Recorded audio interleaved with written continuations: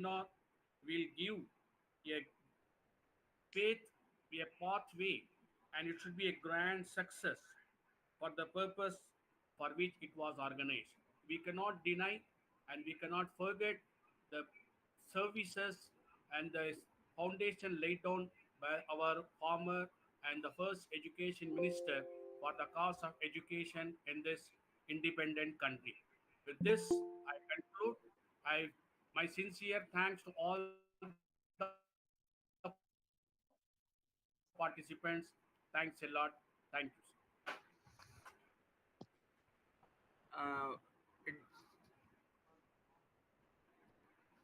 Mr. Dr. Wasiullah Bakhtiyari, some technical error will be there, so they have solved Yes. and the YouTube live is going on. Yes, sir. Yes. Okay. I request our chief guest, Professor D. Abul Fazal, to please deliver the your keynote address.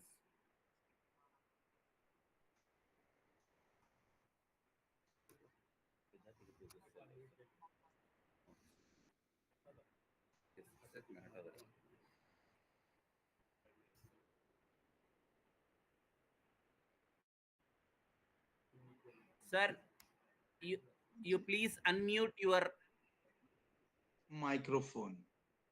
yeah. Yeah. Thank Yes, you. sir. Uh, Yeah. Uh, Thank you.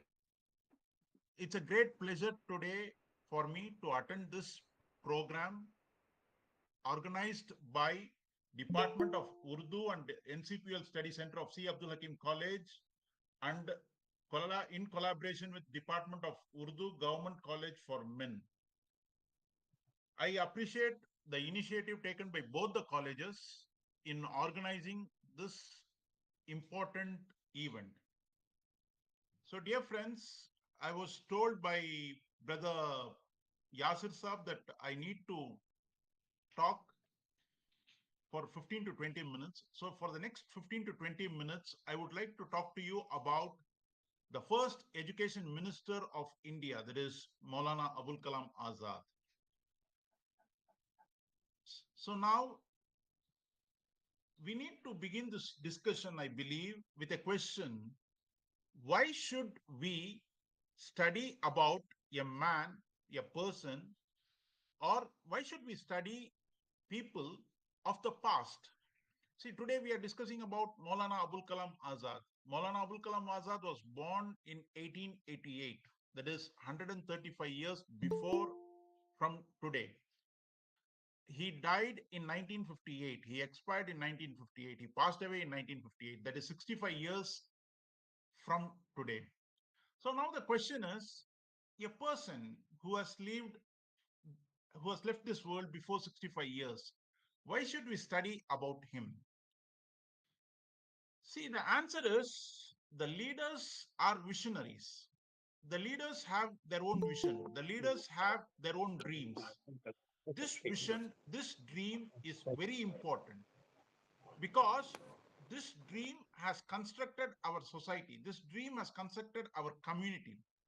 See, what India today is a result of the dreams of Mahatma Gandhi, Jawaharlal Nehru, Sardar Vallabhbhai Patel, Maulana Abul Kalam Azad, Bhagat Singh, Ashfaqullah Khan, and lots of other leaders who have built this country because of their own dreams. And now the question is, now and then, we need to introspect ourselves. We need to ask a question to ourselves whether we are in line with these dreams of these visionaries or we have derailed ourselves from their own vision, or it is very important for us to assure that we this country is going in line with the dreams of the leaders of the past. And now today's topic is vision of the first education minister and his vision on higher education. So here we need to talk about Maulana Abul Kalam Azad, Maulana Abul Kalam Azad's role, dreams about higher education. Dear friends, I think that even before going into the topic, we need to understand some lessons from his own life. See, Maulana Abul Kalam Azad, even as a has the life of Maulana Abul Kalam Azad has many lessons for us. See, as a child, when he had a very enterprising childhood, very enterprising youthhood. So it very clearly he gives us a message how important time is and how we need to make our life fruitful. See, I was surprised to know that at the age of 9, he started compiling a Persian dictionary. At the age of 12, he started his first newspaper. That newspaper was Al Misbah. At the age of 12, he became an editor of Al Misbah. In 15 years, he became Lisan. He started a newspaper called as Lisan Usid. See, even at the age of 12, at the age of 15, he has established himself as a very important journalist. So, this is a lesson, I believe, to the youngsters of today. So, today, youngsters need to take up this lesson. We need to have a very enterprising childhood. See, and he was a man who was very much determined. He ventured into many newspapers. He started Al Misbah, then he started, at the age of 12, he started Al Misbah. At the age of 15, he started Lisan Usid. At the age of 24, in 1912, he started Al Hilal, a newspaper. But in 1914, it was banned by the government. See, this man was always determined. Though it was banned by the government, he did not leave it up. In 1916, he again starts a newspaper called as Al Balagh. So, the first thing I would like to tell you about Maulana Abul Kalam Azad is that we need to take up very important lessons from his life. And one is the youngsters need to be very enterprising like him. The next important thing is about his sacrifice. See, he has sacrificed a lot for this country. He has involved himself in the national movement, and as a result of his involvement in the national movement, he has been imprisoned several times. In 1920, he was involved in the non-cooperation movement, and in 1921, he was imprisoned for 1 year in Ranchi. In 1942, he was the president of Indian National Congress, and he was carrying the historical ceremony of inauguration of the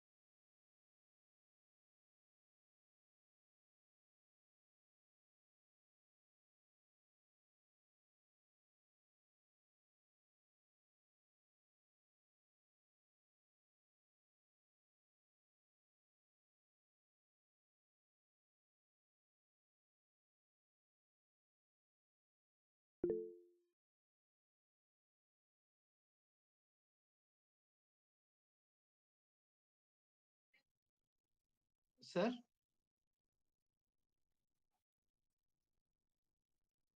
it is during this time that his wife expired, and he was given a Abul Fazal permission sir, to be. kindly, I, I think your net is not proper. You, you kindly Yeah, repeat. 1 minute. Yeah, 1 minute, 1 minute.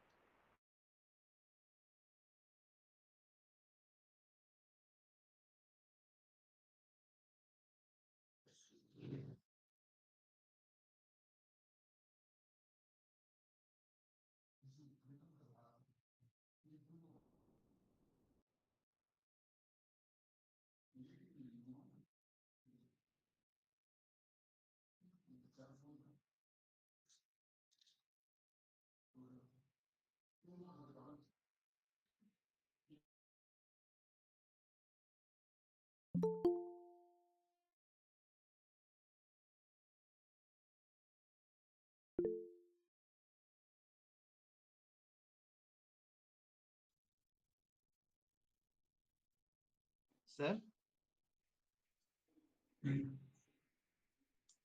Yes.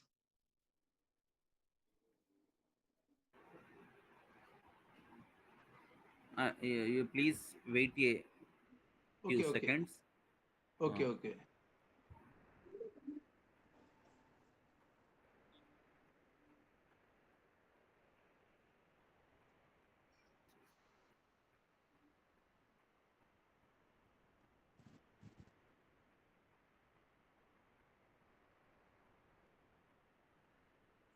I welcome our Professor Akbar Khan sir also for this great occasion.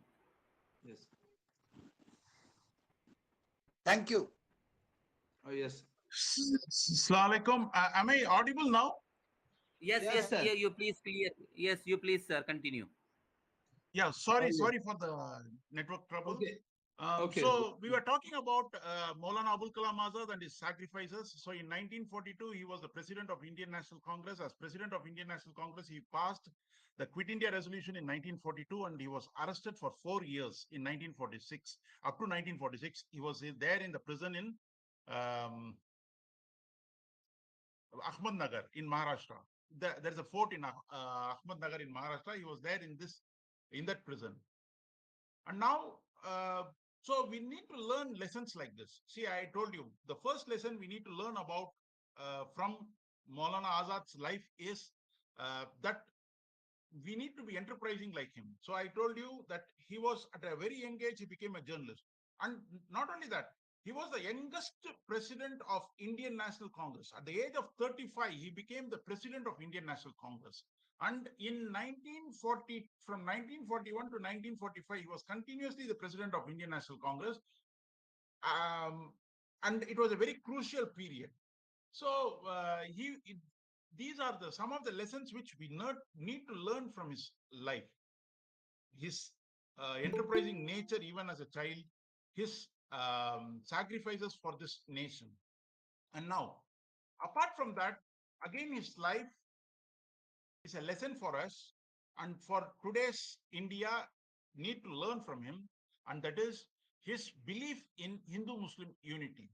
He was very proud that he was a Muslim, and at the same time, he was very proud that he was an Indian. And he felt that this nation should always cherish this Hindu-Muslim unity. He was strongly against the partition of India. He was he considered it to be the last resolve. He said that if an angel comes to me and says that India will be independent immediately, but the price for that is partition, he said, I would rather prefer to delay the independence rather than take independence with partition. So he was against partition of India till the last moment. He tried his level best to avert the partition, but unfortunately, partition happened, and he regretted that very much.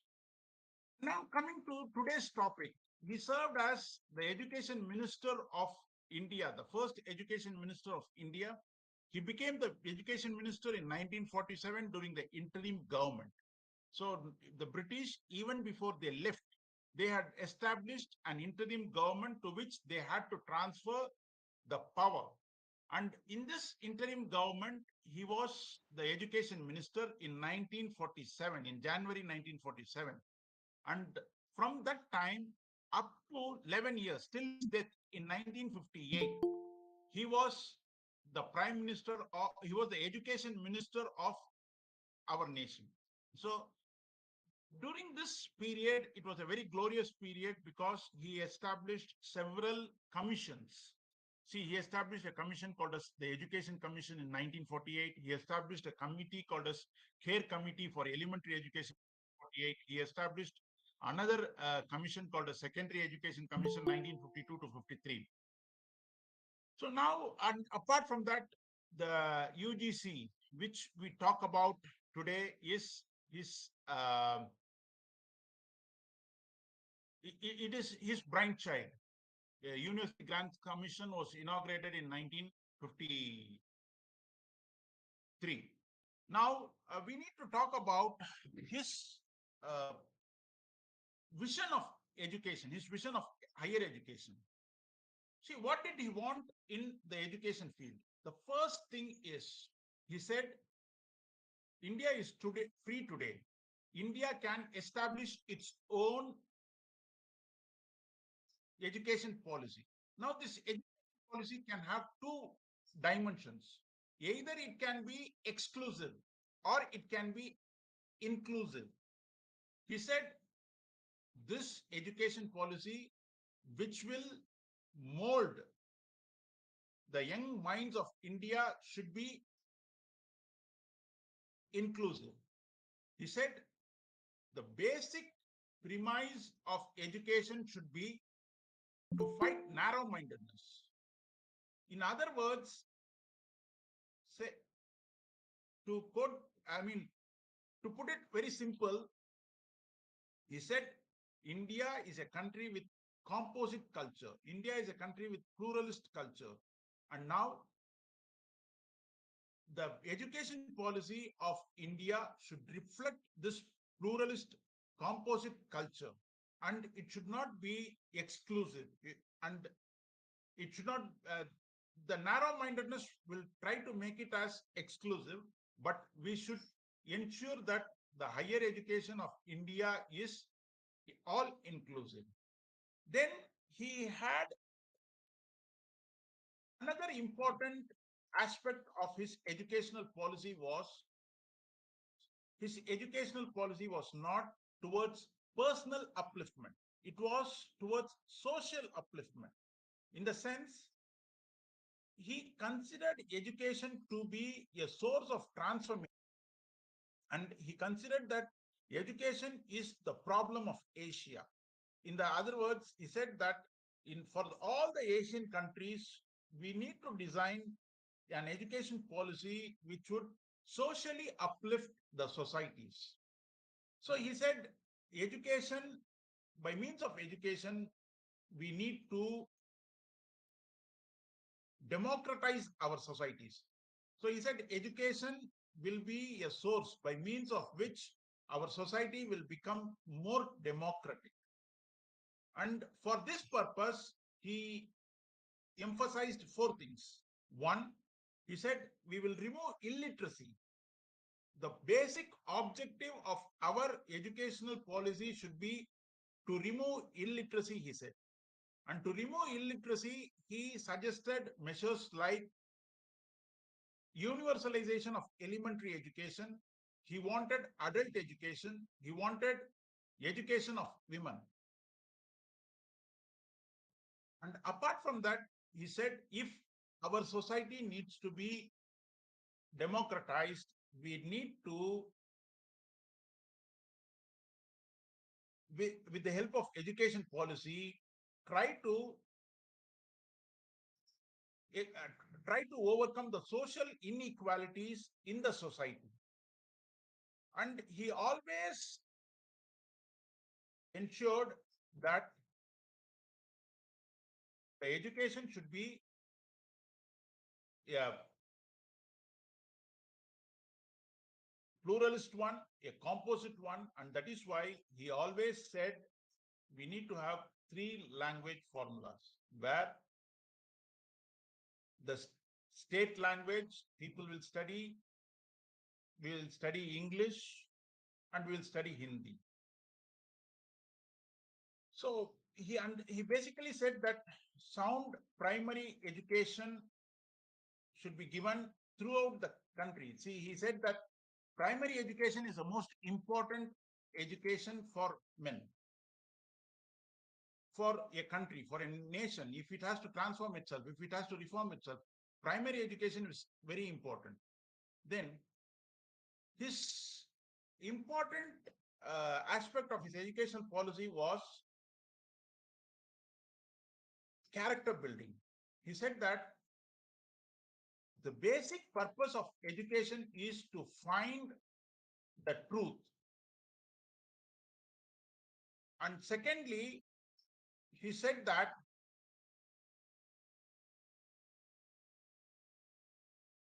education should establish equality of life. So it should try to make man equal.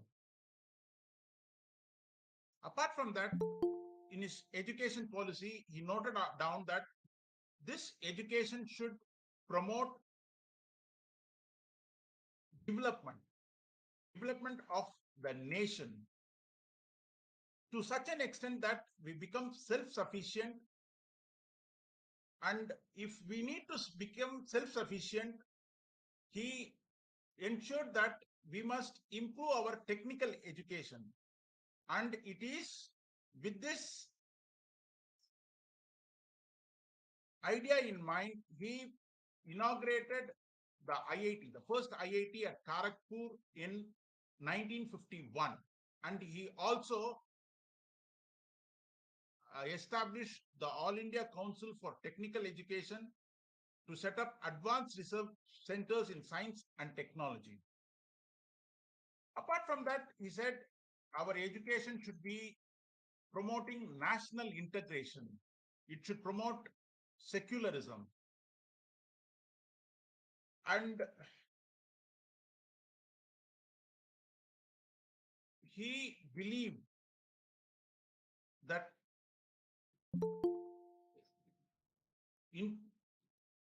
education should promote international peace, education should promote internationalism, education should promote global citizenship.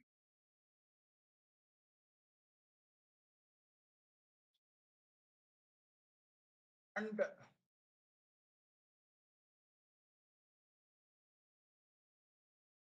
he believed that if education should be more quality oriented, he said that the teachers should be prepared, well prepared to take up the responsibility. And with this motive in mind, he suggested several measures.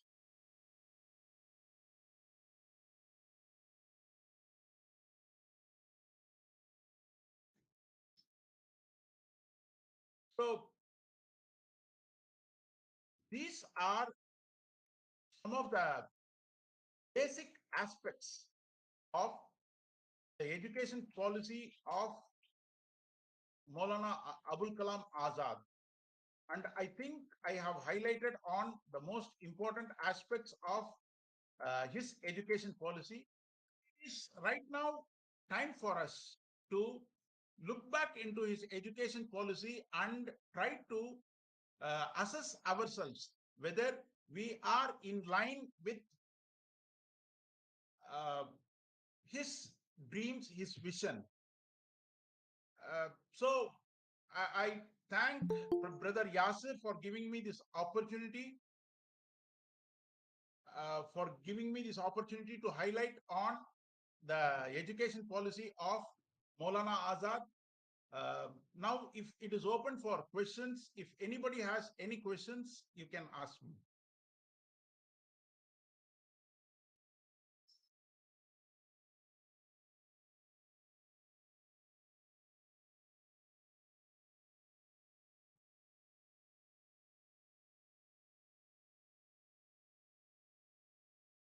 Any questions, Yasir Saab? Yes, Professor.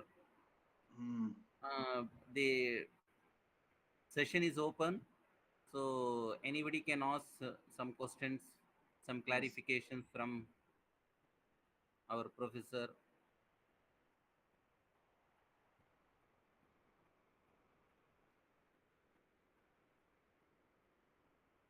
Dr. Yasir Saab, our Vice Principal, Dr. M. Ramesh Sir, also with us, and other faculty members also joined in this meeting. Okay, very good. Okay. Thank Professor you. Dr. Bhushan Reddy Sir from Physics Department also with us. Okay, sir. Hello. Yes, Professor Akbar Khan Sahab. Sir, is there any studies on Abdul Kalam Azad in the Department of History, or have you included the syllabus to know about Abdul Kalam Azad as a you must be in so many, as a Senate member or as a chairman of the syllabus committee or something like that. At least in Tiruvallur University, you should introduce the studies, studies about Abdul Kalam Azad. Yeah, definitely, Professor.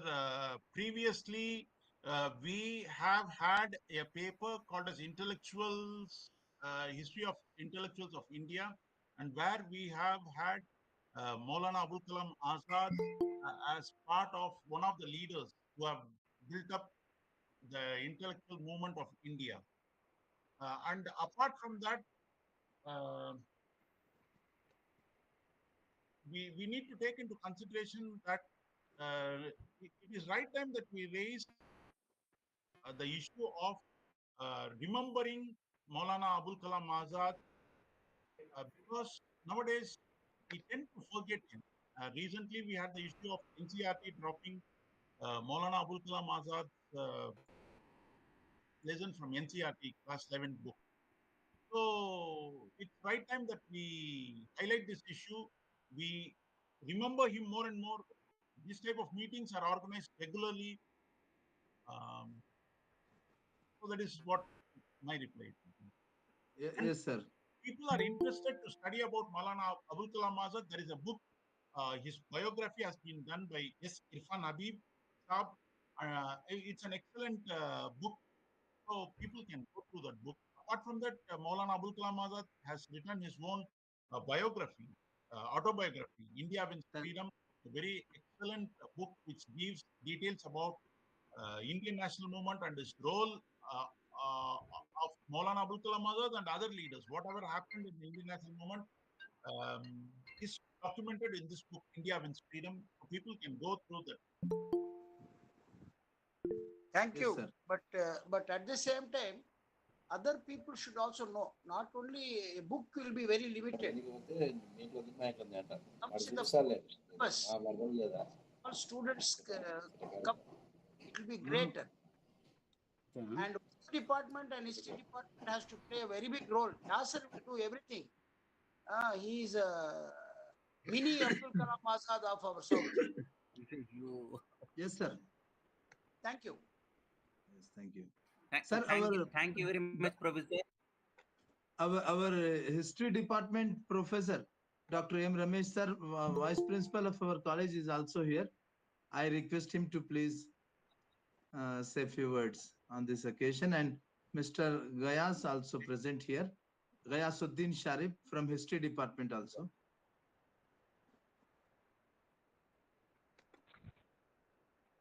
Thank you, Yes, sir. Wasiullah Bakhtiyarji, for Thank you, sir. Welcome. excellent program from your department.